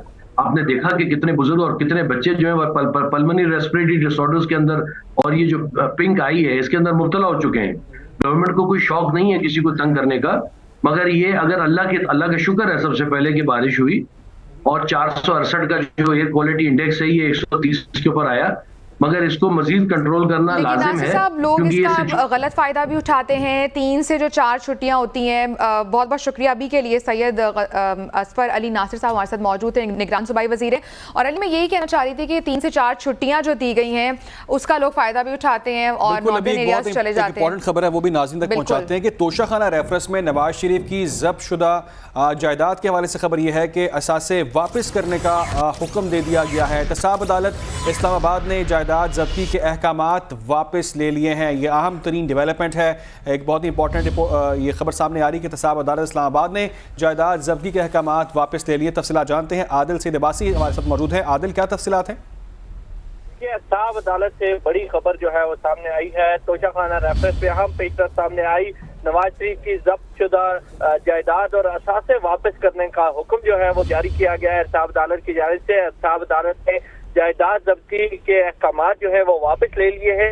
इश्तिहारी करार देने के बाद जायदाद जब्ती के अहकामात अक्टूबर 2020 में किए गए थे, जिसके बाद अब अदालत का नवाज शरीफ की प्रॉपर्टीज, गाड़ियां, बैंक अकाउंट वापस करने का हुक्म जो है वो जारी किया गया है। नवाज शरीफ की लाहौर में 1650 कनाल से जायद ज़रई अराजी, मर्सिडीज, लैंड क्रूजर और गाड़ियां जो जब्त हुई थी वो तमाम वापस करने के अहकामात जो है वो जारी किए गए हैं। एहतसाब अदालत के जज मोहम्मद बशीर ने नवाज शरीफ की जायदाद वापसी के अहकामात जारी किए। जी आदिल अब्बासी, थोड़ा बैकग्राउंड बताएगा कि कब उनकी जायदाद जब्त की गई थी और क्या जो ये जज अभी जिन्होंने रिलीज किया उन्हीं की जानिब से की गई थी? देखिए, उस वक्त भी यही जज थे, जज मोहम्मद बशीर एहतसाब अदालत नंबर 1 के जज हैं, जिन्होंने 2020 में जब नवाज शरीफ बैरून मुल्क रवाना हुए थे, 2019 में नवाज शरीफ रवाना हुए थे, उसके बाद 2020 तक नवाज शरीफ की वापसी का इंतजार किया गया अदालत की जानिब से। ताहम जब नवाज शरीफ वापस नहीं आए, इश्तिहारी करार दिया गया अदालत की जानिब से। उसके बाद अदालत ने तोशाखाना केस में जायदाद जब्ती के अहकामात जो हैं वो जारी किए थे। अक्टूबर 2020 में इसी एहतसाब अदालत की जानिब से ये अहकामात जारी किए गए और अब जब नवाज शरीफ वापस आ चुके हैं, अदालत में सरेंडर कर चुके हैं, तो अदालत ने अदालत के जो अहकामात थे 2020 के वो वापस ले लिए हैं और जायदाद जब्ती के अहकामात जो है वापस लिए गए हैं और जायदाद वापस करने का हुक्म। अच्छा आदिल सईद अब्बासी, आप ये बता रहे हैं कि एहतसाब अदालत नंबर 1 के जो जज थे पहले उनकी जानिब से ही जब्त किए गए थे और अब उन्हीं की जानिब से जायदाद को रिलीज कर दिया गया है। आदिल सईद अब्बासी, किन बेसिस पर अभी जो उनकी जायदादें और गाड़ियां वगैरह सब चीज़ें जब्त हुई थी, किन बेसिस पर अब रिलीज की गई हैं? आदिल, सुन पा रहे हैं? आदिल सईद अब्बासी से हमारा राब्ता मुनक़ता हुआ है। एहतसाब अदालत इस्लामाबाद ने जायदाद जब्तगी के अहकामात वापस ले लिए हैं। इसी एहतसाब अदालत ने पहले जायदाद जब्त करने के अहकामात दिए थे और आज ये बड़ी खबर एहतसाब अदालत से आई है। नवाज शरीफ की लाहौर में 1650 कनाल से जायद की अराजी और जो गाड़ियाँ जब्त हुई थी वो भी वापस दे दी गई हैं।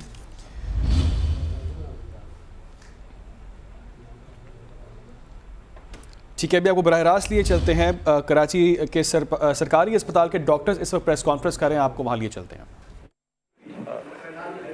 ये वो कंपनी है, वो अच्छा तो नहीं लगता इस तरह करना है कि वो मंजूर नज़र कंपनी ऑलमेड है, ऑलमेड को जो है वो दिया गया और इसमें वो कह रहा हूँ इसमें जो है वो प्रॉब्लम ये है। कल भी हमारा एक दोस्त इंग्लैंड से आया हुआ था तो वो ये बता रहा था कि ये तो जो कीमत है इसकी वो हार्डली 25 करोड़ रुपए है, जो ये 1 अरब और 20 करोड़ में एक मशीन ले रहे हैं। 1 अरब 20 करोड़ लगभग किसी का एक्चुअल अमाउंट उसकी जो है वो 25 करोड़ रुपए है, जो ये 1 अरब और 20 करोड़ में एक मशीन ले रहे हैं। 1 अरब 20 करोड़ लगभग किसी का एक्चुअल अमाउंट उसकी जो है वो 25 करोड़ रुपए है, ठीक है ना, अरबों में ली जा रही है। ये किक बैक्स मसला है। अच्छा, हम एक तरफ देखिए, इसके हम जहती पहलू हैं। एक तो ये किक बैक्स और वो है, और किस पे है? मेरी आपकी जेब पर, टैक्स पेयर्स मनी पर है ये सारा। ये इसमें इम्पोर्टेंट बात है। दूसरी बात, ये मशीन 1 अरब 20 करोड़ की जायज़ है, बिल्कुल ठीक ले रहे हैं आप। इसकी ज़रूरत कितनी है, इस पे हमने बेसिक जो मैंने बात शुरू की थी वो इस पे की थी, डॉक्टर कैसर ने भी इससे बात की है कि बेसिक एम्यूनिटीज़ नहीं है, पैरासिटामोल नहीं है, सर्जन्स मौजूद हैं, ये सर्जन मौजूद है, दवा इसके लिए मौजूद नहीं है, पायोडीन मरीज बाहर से खरीद के ला रहा है, इंस्ट्रूमेंट ख़राब पड़े में वो ठीक करने को नहीं है, सर्जन हाथ से तो नहीं काट सकता ना। तो ये है बेसिक एमिनिटीज़ पूरी कीजिए सीएम साहब और सिंध गवर्नमेंट, और फिर उसके बाद रोबोट भी लगाएं तो हम बहुत खुश होंगे। हामिद साहब कुछ पूछना चाह रहे हैं? आप असल में पहले एक मिनट इब्राहिम आप सवाल करें पहले जो है कि जिससे वो पूछना चाहते हैं बताएं, फिर हम मैनेज करें। आप कोई बात नहीं, सबसे कर सकते हैं या क्या? इब्राहिम आप, उसके बाद फिर हामिद।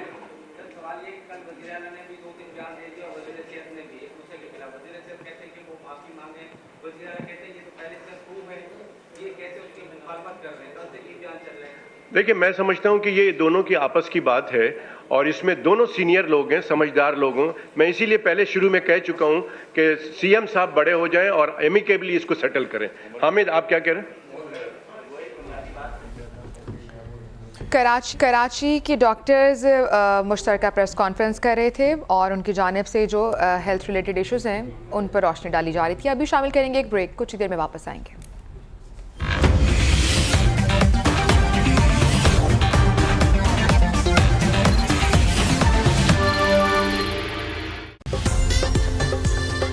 नया सनसिल्क थिक एंड लॉन्ग, इसमें है योगर्ट प्रोटीन और केराटिन का सुपर मिक्स, जिससे बाल दिखे 2 गुना ज्यादा घने और मुमकिन करे हर हेयर स्टाइल। इस शादी सीजन जब बाल हो थिक, कोई भी स्टाइल करो पिक। पहली बार विटामिन सी और ग्लिसरीन के साथ नया लक्स, जो जिल्द को निखारे, नमी दे और दे चांद सा रोशन चेहरा। Lux face of the year Maya Ali. Thank you lux, पर ये अवार्ड सिर्फ मेरा नहीं, ये है इन सभी खूबसूरत चेहरों का जिनकी रोशनी से दुनिया रोशन है। नया लक्स, दे चांद सा रोशन चेहरा। Lucky shirt, lucky chair, unlucky शेरी और less. Quiero conmigo que haya nada negativo, mira vengo positivo y tengo ganas de paso de la cama, paso de la cama. मिल गई लेस। क्रिकेट और लेस ऑलवेज।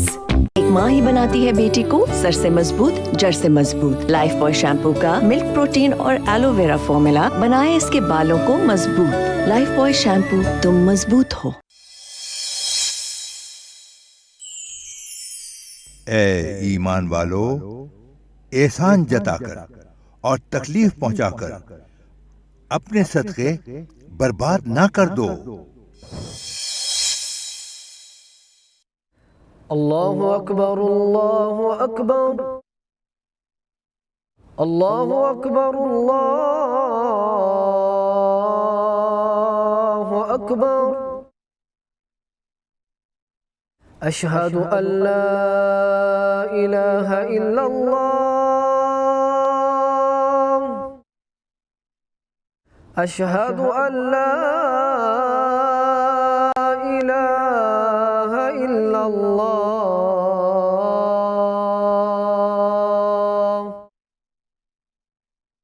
अशहदु अन्न मुहम्मदर रसूलुल्लाह,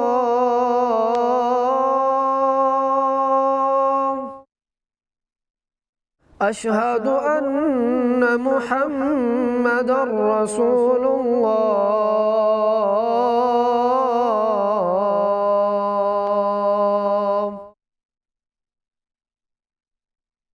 हय्या अला सलाह,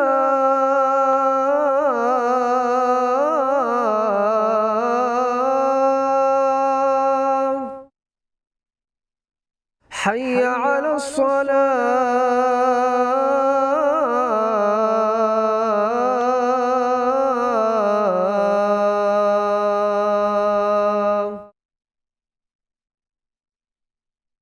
حي على الفلاح،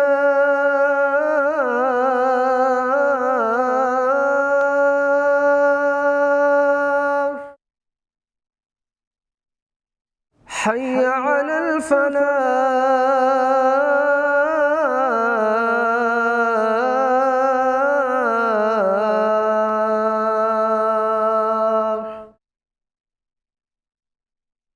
الله أكبر، الله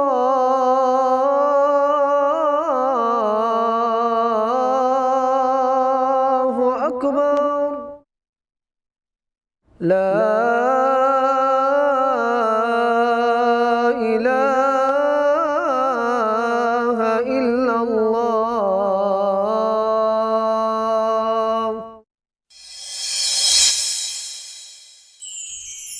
बेटियों को नापसंद न किया करो, ये तो बड़ी मोहब्बत करने वाली। कराची के बिजली सार्फिन पर मजीद इजाफी बोझ की तैयारी की जा रही है। पहली समाही एडजस्टमेंट की मद में नेपरा ने नजरसानी नोटिस जारी कर दिया है। जुलाई ta सितंबर से माही एडजस्टमेंट का इजाफी बोझ के इलेक्ट्रिक सार्फिन पर भी पड़ेगा।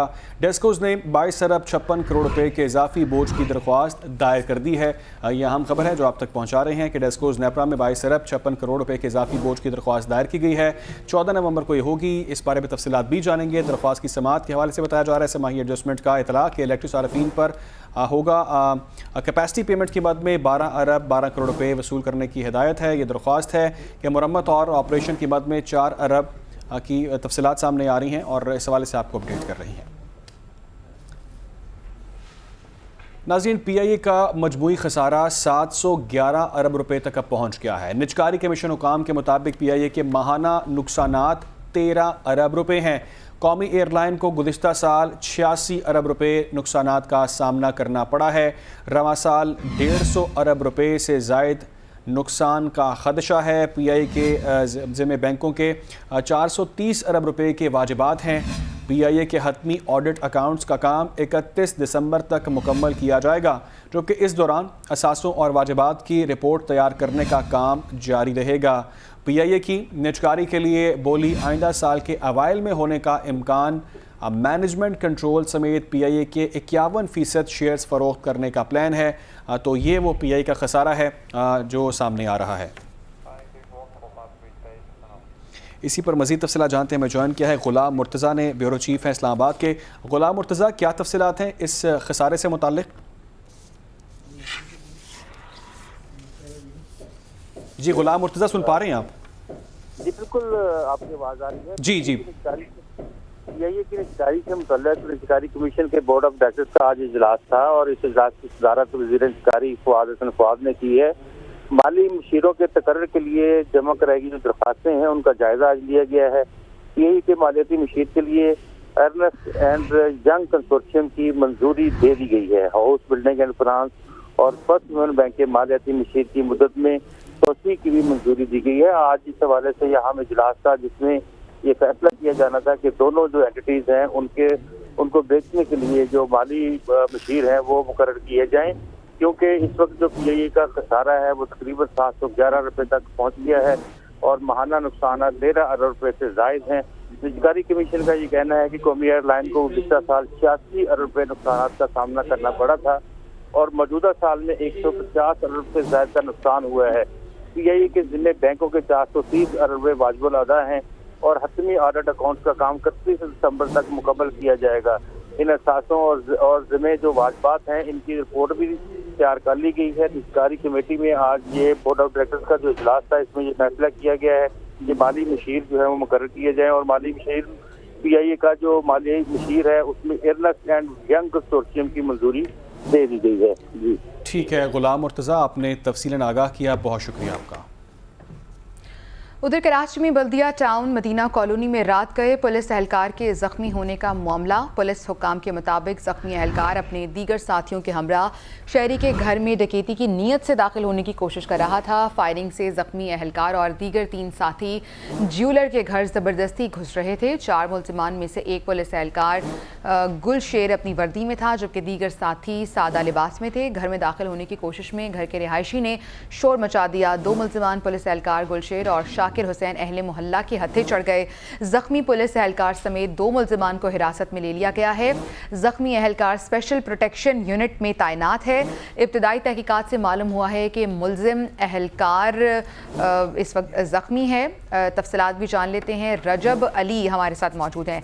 रजब, ये बताएगा ये वाक़या कैसे पेश आया और अब तक क्या कार्रवाई की है पुलिस ने? ये गुज़िश्ता शब जो है वारदात की कोशिश की गई थी, जहां पर एक जो पुलिस एहलकार जो कि पुलिस की टी शर्ट पहना हुआ था उसके साथ मजीद 3 साथी थे बल्दिया टाउन मदीना कॉलोनी का वाक़या है, जहां पर मुल्जिमान ने जब घर में दाखिल होने की कोशिश की है और घर के मालिक फहद ने जो है वो मज़ाहमत करते हुए रोकने की भी कोशिश की, ताम मुल्जिमान चूंकि उनके पास असला था, वो असले के तौर पर तलाशी के बहाने घर के अंदर दाखिल हुए थे। ये सारा मंजर किसी अहले मोहल्ला ने देखा था, जिसके बाद शोर शराबा हुआ और मोहल्ले के लोग जो है बड़ी तादाद में जमा हो गए। जैसी जो है मुल्जिमान जो है वो अहले खाना को यकमार बना के उन्होंने लूट मार की कोशिश की, और जैसे उन्हें जो है इस हवाले से इल्म हुआ कि बाहर जो अहले मोहल्ला जमा हो रहे, तो मुल्जिमान ने निकल के फरार की जैसी कोशिश की है। तो इस दौरान जो है सराफा मार्केट का जो सिक्योरिटी गार्ड था उसने जो है मुल्जिमान पे फायरिंग की, जिसमें एक जो गुलशेर जो है वो जख्मी हुआ था, उसका एक साथी शाकिर हुसैन जो है वो जख्मी हुआ था। शाकिर हुसैन तो अवाम के हत्थे चढ़ गया था, जबकि गुलशेर अपने दीगर 2 साथियों के साथ मौके से तो फरार हो गया था। ताम गुलशेर को बाद में सिविल अस्पताल से उसे भी हिरासत में ले लिया गया, जो कि पुलिस की वर्दी में था, जैसा कि जिन फुटेजेस में जो है वो देखा भी जा सकता है कि मुलजिम जो है वो बावर्दी दुरुस्त था, उसने टी शर्ट पुलिस की पहन रखी थी। पुलिस हुकाम का कहना है कि वाकई की इत्तला मिलते ही फौरी तौर पर मौके पर पुलिस पहुंची थी और मुल्जिमान के एक साथी शाकिर हुसैन से असला भी जो है बरामद हुआ है, एक पिस्तौल बरामद हुआ है, जबकि जो पुलिस एहलकार को भी जो है वो अस्पताल से सिविल अस्पताल जब वो इलाज मालने के लिए गया था तो वहां से पुलिस ने उसको गिरफ्तार कर लिया। यूं 2 मुल्जिमान शाकिर हुसैन और पुलिस एहलकार जो गुलशेर को गिरफ्तार कर लिया गया, जबकि इनके 2 साथी जो है फरार है, उनकी तलाश की जा रही है। पुलिस हुकाम का कहना है कि इब्तदाई तफ्तीश में ये बात सामने आई है कि जो पुलिस एहलकार है गुलशेर, वो अपने दीगर साथियों के हमरा जो है वो गुलशेर जो है वो घरों में जो है वो रात के औकात में जो लूट मार की वारदातें करता था, जबकि जो पुलिस एहलकार गुलशेर है वो स्पेशल प्रोटेक्शन यूनिट में जो है वो तैनात था। मुलजिम के खिलाफ जो है मजीद जो है वो तहकीकात भी की जा रही है, जबकि मजीद तहकीकात भी की जा रही है। बहुत शुक्रिया आपका रजब अली। एक और अहम खबर ये है कि चेयरमैन पीटीआई के खिलाफ साइफर केस के हवाले से खबर है जो आप तक पहुंचाएंगे, आपको अपडेट करेंगे कि साइफर केस के अंदर क्या डेवलपमेंट हुई है और मुसलसल जो चेयरमैन पीटीआई हैं उनके लिए बड़े मसले मसाइल चल रहे हैं, उनको केसेस का सामना करना पड़ा है, रिलीफ उनको मिलता नज़र नहीं फ़िलहाल आ रहा। खबर यह है कि खसूसी अदालत के जज अबुल असनाद अडियाला जेल में समाअत की है। उन्होंने इस्तगासा के 3 गवाहान के बयानात कलमबंद ना हो सके, आइंदा समाअत पर मजीद 3 गवाह तलब किए गए हैं। शाह महमूद कुरैशी के अहल खाना को भी समाअत में शामिल होने की इजाज़त मिल गई है। शाह महमूद कुरैशी की अहलिया और बेटी कमरा अदालत में मौजूद थीं। समाअत के आगाज़ से कबल वकला सफ़ाई ने चेयरमैन पीटीआई से मुशावरत की और ये अहम तफसीलात हैं जो आप तक पहुँचा रहे हैं कि आइंदा समाअत पर मजीद 3 गवाह को तलब कर लिया गया है। उधर निगरान वज़ीर आला से जस्टिस रिटायर्ड मकबूल बाक़िर ने वज़ीर आज़म अनवारुल हक काकड़ के नाम ख़त लिख दिया है, जिसमें उन्होंने FBR की तरफ से workers welfare and workers party fund की गैर कानूनी वसूली का मामला उठा दिया है। ख़त के मुताबिक 18वीं तरमीम के बाद हुकूमत सिंध ही आइनी तौर पर सूबे के सनती इदारों से workers welfare and worker party fund की वसूली कर सकती है। वज़ीर आला सिंध ने वज़ीर आज़म को दरख्वास्त की है कि वफाकी वज़ारत ख़जाना को सिंध के 22 अरब रुपए वापस करने की हिदायत की जाए।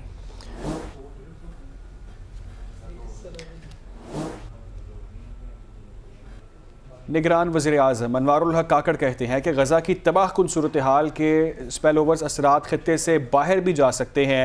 बेगुनाह फ़लस्तीनियों पर हमलों का सिलसिला फ़ौरी बंद होना चाहिए। भारत के साथ ताल्लुकात मामूल पर लाने के लिए मसला कश्मीर हल होना ज़रूरी है। पाक तुर्किया 2 तरफ़ा ताल्लुकात शानदार हैं। अफ़गान मुहाजिरीन के इनखला का फैसला काफ़ी ताख़ीर से हुआ। नुमाइंदे ख़ुसूसी सिद्दीक साजिद हमारे साथ मौजूद हैं, डिटेल्स इनसे जानेंगे। जी सिद्दीक, तफसीलात बताइएगा। जी, ये निगरान जो वज़ीर आज़म है अनवारुल हक काकड़, उन्होंने एक तुर्कश न्यूज़ एजेंसी को इंटरव्यू दिया है, जिसमें उन्होंने खुलकर जो है वो गजा की तबाहकुन सूरत हाल के स्पिल ओवर के हवाले से इज़हार ख्याल किया और कहा कि इसके खतरात खित्ते से बाहर भी जा सकते हैं और फ़लस्तीनियों पर हमलों का जो सिलसिला है वो फौरी बंद होना चाहिए। जबकि उन्होंने कहा कि पाकिस्तान और तुर्किया के ताल्लुकात शानदार हैं और अफगान मुहाजिरीन के इनखला का फैसला उन्होंने कहा कि काफ़ी तख़ीर से हुआ है और लेकिन पाकिस्तान इस हवाले से अपनी जो जिम्मेदारी है वो पूरी करेगा। भारत के साथ ताल्लुकात की बेहतरी के लिए तनाज़ा कश्मीर का हल होना बहुत ज़रूरी है और उन्होंने कहा कि एक खित्ते में एक ना खत्म होने वाला इंसानी अलमिया देखा जा रहा है और इसका असर न सिर्फ खित्ते में बल्कि खित्ते से बाहर भी पड़ने के कभी इम्कानात मौजूद हैं। और उन्होंने कहा कि जो गजा की जो सूरत हाल है इसमें फौरी तौर पर जो इंसानी राहदारी का जो क़याम है उसको अमल में लाया जाए और साथ ही साथ उन्होंने ये भी कहा कि अफगान महाजरीन के हवाले से जो हुकूमत पाकिस्तान ने अपने बुनियादी कौमी स्ट्रेटेजिक मफादात को सामने रखते हुए फैसला किया है, ये फैसला पहले हो जाना चाहिए था ताकि जो है वो जो इस हवाले से हमारे खदशात थे वो दूर हो जाते। दूसरा उन्होंने ये भी कहा कि जो मुख्तलिफ ममालिक के दरमियान पाकिस्तान के मुख्तलिफ ममालिक के साथ जो ताल्लुकात हैं। ठीक है सिद्दीक, बहुत शुक्रिया आपका। कुछ मजीद अहम खबरें भी शामिल करेंगे लेकिन एक ब्रेक के बाद।